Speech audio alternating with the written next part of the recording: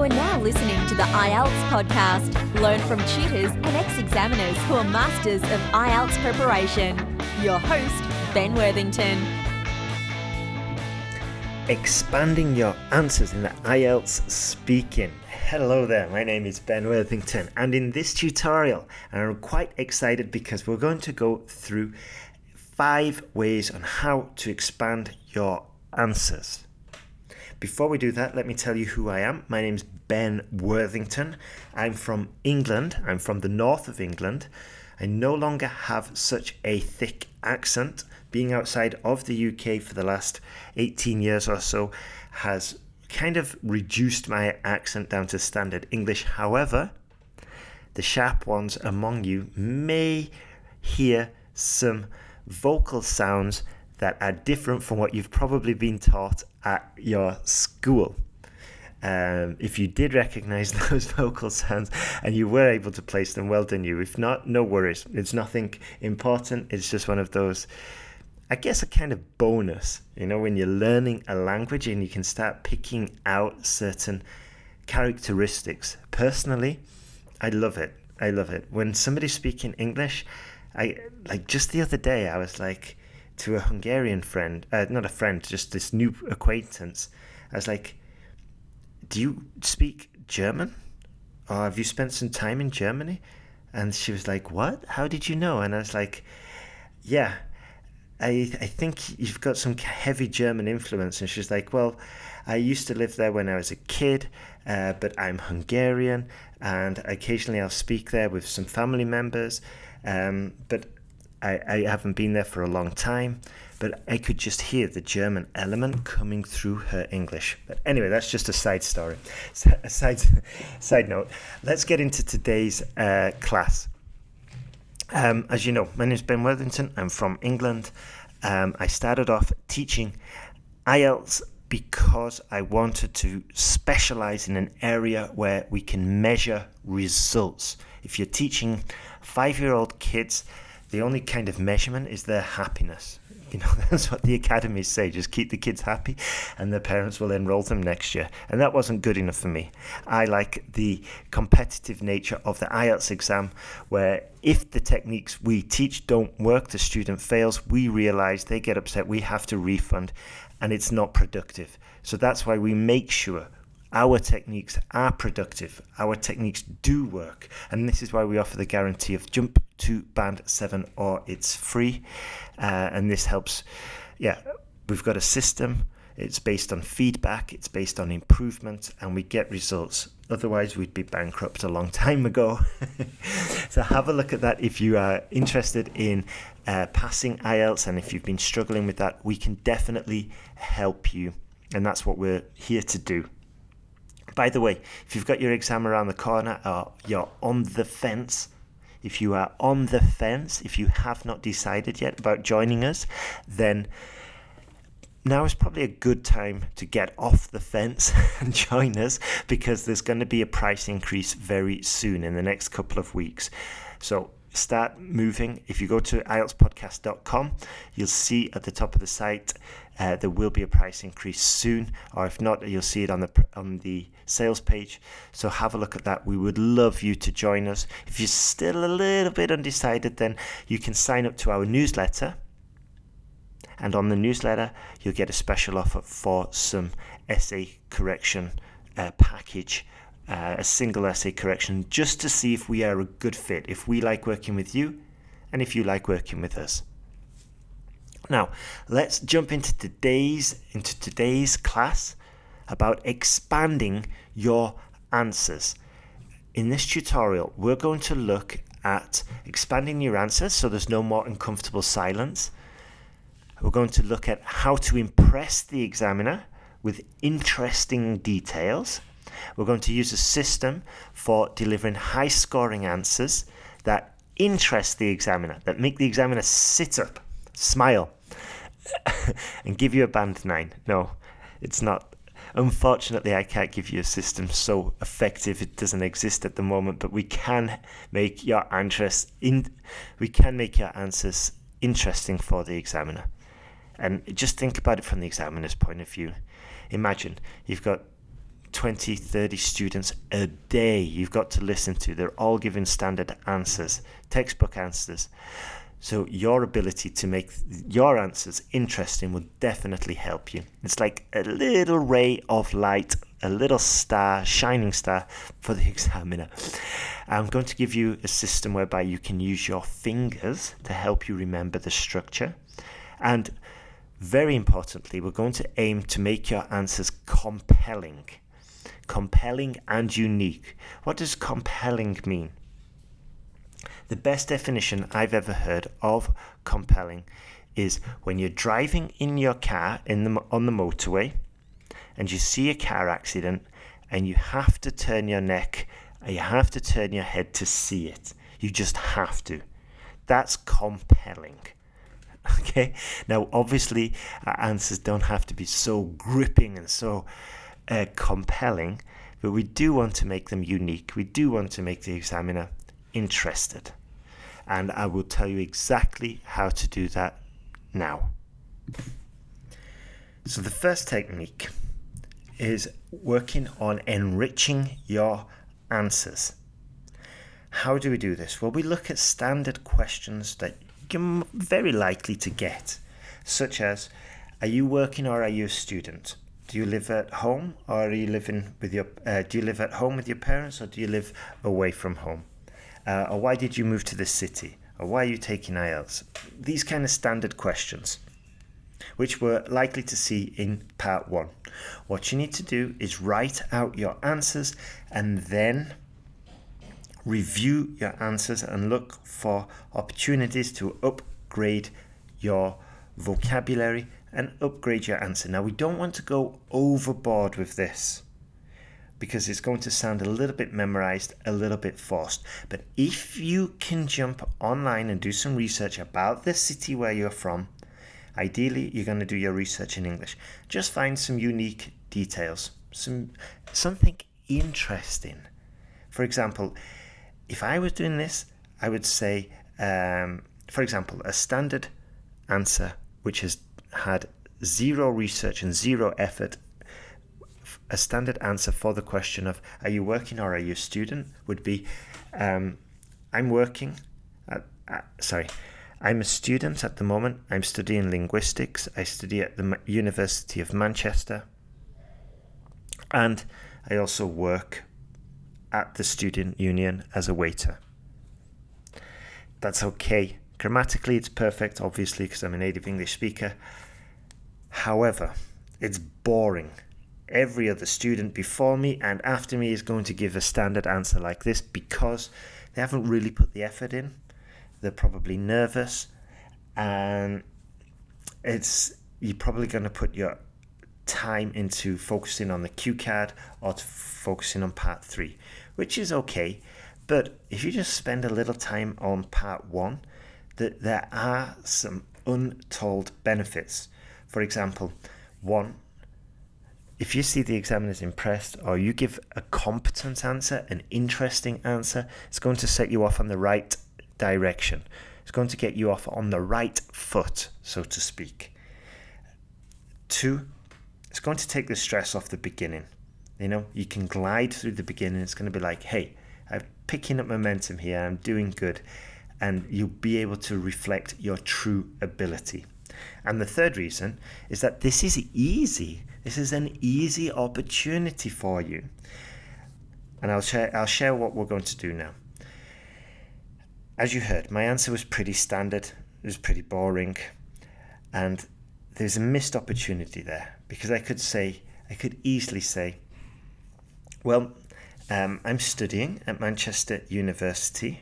Manchester is quite a unique location. It's the home of the Industrial Revolution, and the architecture kind of reflects this. Also, I'm working at the Student Union Bar, and it's a part-time job, but I really enjoy it because I get to see lots of live music. Now, how much richer was that? And all I had to do, and all you have to do, is write down your answers to these standard questions and then do a little bit of research and just find out something interesting. For example, in my case, I said it's the home of the Industrial Revolution. Yeah. Then I also mentioned the student union job, where I was a barman, and I mentioned my feelings. Okay, I'm going to give you a little bit more of a practical framework in a second, but the point that I want to make here is that these answers are pretty standard. Therefore, there's no reason why you cannot jump online and just write out your answers, do a little bit of research, write out your answers, look at opportunities to upgrade them. We can upgrade them. In a second, I'll give you this framework. We can and just get yourself off to the best start possible. Also, as I said, you're going to stand out. Now then, we can take this a step further. If you get a question about your family, for example, we take it again. We just give the examiner, we're doing the work so the examiner doesn't have to. And it's almost like we're controlling the conversation and taking it where we want to, so the examiner doesn't really have to. For example, are you working, do you live alone or do you live at home? Actually, I live with my family. I've lived there with my family since coming back from university. My elder brother is still in the flat. He came back from Australia a few years ago. He's a marine biologist. And also, my sister just moved out last week, actually. And she is also a biologist, but more on the plant side, more on plants and nature side. So yes, I am living with my family, and I think it's quite unique. It's quite beneficial for both of us. For example, I get to keep my parents company, and my mum loves cooking for me. You see how much richer that was? And this way, because I put in a little bit of research about how to answer these questions, I can give them rich vocabulary. I can tell them exactly the job that my brother does. I can tell them exactly the job that the job that my sister does. And just because I wrote it down, I put in some thought before the exam, and I went and found the blanks in my vocabulary, and I filled them with the appropriate vocabulary. I filled them with the appropriate terms. I also could improve my answers by saying elder brother, which is slightly more sophisticated than saying older brother, especially if you're getting into the habit of talking about the elderly rather than the old people. It's just a little bit more polite. And as I said before, writing out your answers, especially to the simple answers, helps you uncover your blind spots. And I've said this before, but I'll say it again. It's like you're in a speedboat, and I could say to you, hey, 200 miles, this boat goes 200 miles per hour. And you would be like, oh, wow, that is quite interesting. That's quite good. That must be exciting. And that's not the same as actually experiencing it and doing it. And then in my speedboat, I put it up to 200 miles per hour. Now it's a totally different experience. And this is the difference between thinking that I can answer this question about where I'm from, it's easy, to actually doing it and then seeing that, oh, there are some blank spots in my vocabulary, or there are opportunities to improve it. And that's the difference between just thinking about that you can do it, or thinking that you know what it's like, and actually doing it. Actually doing it is 200 miles per hour in the speedboat. The air's coming, the wind's blowing in your face, there's water, there's salt water in your eyes, and you're nervous and you're scared, and there's that motor, the motorboat engine just roaring away. It's a completely different experience. And the same, might be a small exaggeration, but it's very similar with the writing. You might think you're able to do it, but you won't be certain until you've actually done it. and found out the weak spots. Also, as I said before, it's an opportunity to enrich. How do we enrich? There's a few different ways. We add lists. Okay, this might be a little bit excessive for part 1. We just need a few sentences. However, it's still just a good opportunity to get you off to the right foot, and the examiner you're going to impress the examiner, and it's so much better. As I said, you're going to stand out from the other students as well. So lists are very useful, especially for part 2. In part 2, the cue card might say describe a friend, or describe a place, describe a restaurant, describe a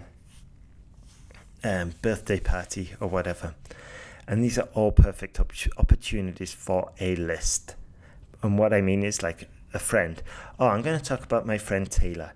He is cheerful, industrious, hardworking, and just a pleasure to be with. 4 adjectives there. So much better than saying he's a nice friend. Oof, he's a nice friend, please. Never use the word nice. So, lists. Another one. Now, this is where it can get interesting, because what I like to teach with the students is we load vocabulary onto our fingers. And we load vocabulary that can enrich our answers. So for the little finger, we're going to say feelings. Okay, feelings about a place. So for example, if we have to talk in the cue card, for example, we have to talk about a place, on our little finger we could talk about the feelings of the place. On our, that's not index, on the next finger we could say, we can talk about the reasons for living in this place. In the middle finger, we could talk about the uniqueness of this place. Why is it unique? Why is it special? Why did you choose it? Because they had the course that you wanted? Because it's because it's got a good train station connection? Because it's near to home? Because it's near to your partner? And then on the index finger, time reference, how long you've lived there. I'll go through it again. So while we are talking, if we can enrich our answer by just touching our finger, thinking, okay, the little finger, the feelings, how do I feel about this place? I love it. Or it's depressing, it's grey, it's always raining, it's always dark, and I cannot wait to get out of here. Okay, the feelings.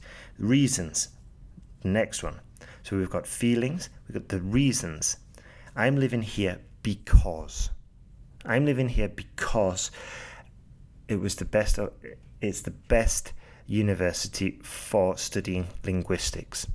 I'm living in this place because my partner got a life-changing job, so I had to come along too. Okay? 3, the uniqueness of this place. Well, it is kind of unique for me because in this country they serve curry sauce with chips, which for me is really strange. And they also add milk in their tea, which is kind of odd as well. However, I do enjoy it. I'm just pretending I'm a foreign person in Manchester. Just getting to grips with the local peculiarities of the city, of the place. Finally, time reference. I've lived here for 5 years and I'll probably spend another 2 years. So if we can incorporate these 4 aspects, these 4 kind of like vocabulary groups into answers, especially into our cue card, we're doing good. And I know it can be confusing because we've also got the bullet points, but we don't have to talk about all 4 points for each bullet point. But if you can at least work through this while you're doing your presentation, or even in part 3, and you just sort of like grip your little finger, like, okay, I'm going to talk about my feelings. Then the next finger, I will be talking about my reasons. Then I'm going to talk about the uniqueness, and then I'm going to talk about the time reference. This will help you expand your answers, and if you do it grammatically correctly as well, you're going to pick up points for time reference, for adjectives, for about all these different sort of like aspects of the English language that you're going to use, and the contrasts, and it's going to be so much more interesting. Now, the final few points I'm just going to go through very briefly, because I've talked about them before, so it's more of just kind of a reminder, and I've got full podcasts on them, but I kind of touched on it before. But another technique is just to add because. I'm living in Manchester because. I'm working at the Student Union bar because. Okay, it's very straightforward. Probably more useful for the students who are at 6.5 and need to get to 7. We just got to expand it. And then another technique which I've talked about before, we just say, for example. Yeah, I am living in Manchester because it has a great university. For example, here, after I get my qualification and graduate, there is a 90% chance that I will be recruited by one of the blue chip companies, for example. And my final pro tip, and I've already incorporated it just now, is to add pauses. When you do this, you draw in the listener, and it makes you sound so much more interesting. And bonus is that it gives you time to compose the perfect answer, gives you time to organize it in an eloquent fashion. And if you ever go onto YouTube and look for interviews with Steve Jobs, he does this, he employs it. He never just blurts out the first answer that comes into his head. He pauses, he composes, and then he produces.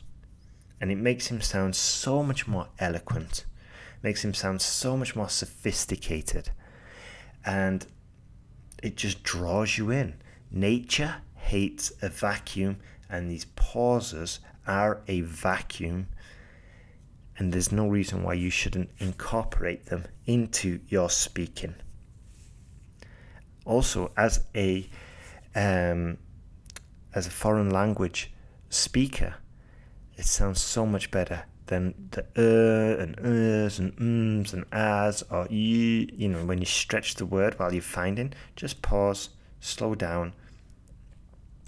And slowing down as well helps you to be understood, gives you more time to speak.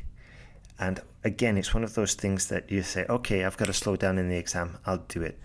But you're not going to actually be able to do it unless you've done it a few times before while you're practicing. So we're at the end of the tutorial now. I've just got 2 things more to mention. Actually, I'll do 3 more things to mention. 1, I'll give you a summary of this class, and then I'll mention the other 2 things. So we've talked about expanding our answers. How do we expand our answers? Well, we jump onto Wikipedia, we jump online, and we look for unique aspects. Then we talked about lists of adjectives, or lists of locations, or lists of whatever, an easy grammatically grammatically easy component to bring into your exam. Just list a list of adjective, places, sports, whatever. Gives you more to talk about, expanding your answer. And then we've got that framework which you can use for all your answers. Your little finger, your feelings. The next finger, the reasons. Let's just say we're talking about a location or a place. Feelings about this place, your reasons for living in this place, the uniqueness of this place, job, course, study, whatever, and a time reference. Feelings, reasons, uniqueness, time reference. then expanding with because and developing the answer. And then the final tip was to slow down and add pauses so you have time to compose the perfect answer. Now we have finished. Let me just mention 2 more things. Number 1, we are looking for business partners. Okay, so send us an email. Send an email to Ben@IELTS Podcasts. Partners as in international study agents, firms, companies, affiliates maybe to sell the course, licensing. Let's have a chat, especially if you're in China. I would be more than open for a conversation. I know we're getting a ton of listeners in China at the moment. Also, even if you have no business with China, that's fine. Get in contact. Just send me an email, Ben@IELTS Podcast, and in the subject line, just put possible partnerships or put partnerships, and we can easily distinguish it from the other emails. Second thing, there's a price increase around the corner, so get in contact. Sign up to the newsletter, and you can get that special offer for your essay correction, and you'll also get the newsletter with lots of powerful, practical, valuable advice for passing the exam. And if you've got your exam coming up soon and you need to pass, absolutely need to pass, then have a look at the Jump to Band 7 or its free course. And we've also had students who are at Band 7 and need to get to Band 9. They've taken the course and had success as well. So it should be Jump to Band 7, 8 or 9. Or it's free, but it doesn't have the same ring to it. And I know that most of you want to get to Band 7, and we can help you do it. So thank you very much for listening. Have a great day. Keep on moving forward. You will get there in the end. And all the best.